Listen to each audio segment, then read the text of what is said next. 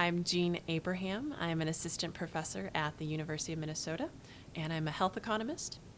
Last year, I had the fortune of going to Washington, D.C., where I worked as the senior economist on healthcare for the President's Council of Economic Advisors. So there are two main reasons or motivations for healthcare reform. The first of which is that costs have been rising in the United States. In 2009, we're expected to spend about $2.5 trillion on healthcare, or roughly $8,100 per person. Costs are also growing in real terms at about 5.5%, which is considerably faster than overall economic growth. As a result of cost growth, we also have many millions of individuals who lack health insurance. They can't afford coverage. And so healthcare reform seeks to find ways or develop policies that will extend coverage to upwards of 46 million Americans who currently lack it. While I was in Washington, D.C., I had the opportunity to co-author a report entitled The Economic Case for Healthcare Reform. And the idea behind an economic case for healthcare reform is that given how rapidly costs are growing, for millions of Americans, healthcare will no longer become affordable in coming decades. In fact, we're expected to spend upwards of almost $1 in $3 on healthcare by the year 2040 if we don't do something about slowing the growth of healthcare costs.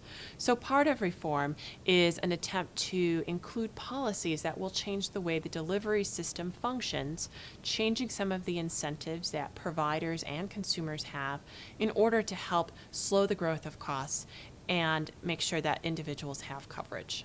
So healthcare will help to reduce the number of uninsured in kind of two major ways.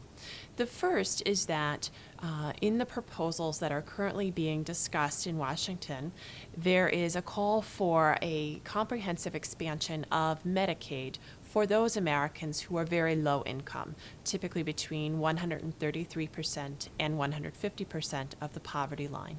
These individuals would become newly eligible for coverage, and they would have better access to care as a result of that. For individuals who make above that poverty threshold but are still fairly low income, there would be additional help for them in the individual market for health insurance. Here they would be able to obtain premium subsidies or credits toward the cost of a health insurance premium. And as a result of that, we expect that millions of Americans will be able to move from being uninsured to having coverage. Paying for healthcare reform is one of the biggest issues that policymakers are having to address in the debate.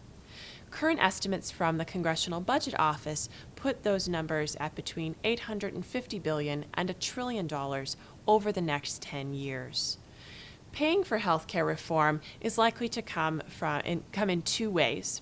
So there were two major strategies that were undertaken. One was to try to find sources of savings from the Medicare and Medicaid programs through efficiencies or changes to payment that would generate about half, a third to one half of the cost associated with the coverage expansion. The other piece of this would be to find new sources of tax revenue. And there are two major kind of ideas being generated right now. One is to extend a high income surcharge, or to create a high income surcharge on individuals making at least $350,000 a year.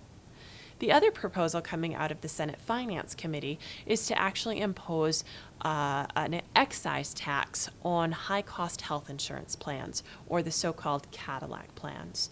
And this would be assessed, and although it would not likely generate much revenue in the first few years, over time, the way that the policy is designed, more and more Americans would be subject to that tax.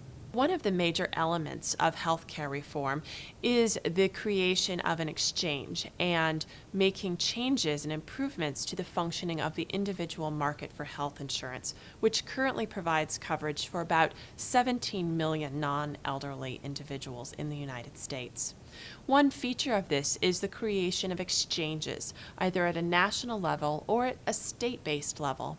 And exchanges are really an organized marketplace, basically taking all all the confusion that currently exists in the individual market and creating more organization around what plans are available in a person's local market, what the price of those plans are, what the quality of the plans are, and trying to facilitate greater enrollment by individuals as well as those who are currently uninsured. So an exchange would perhaps improve the functioning of that market and lead to a greater proportion of Americans getting insurance.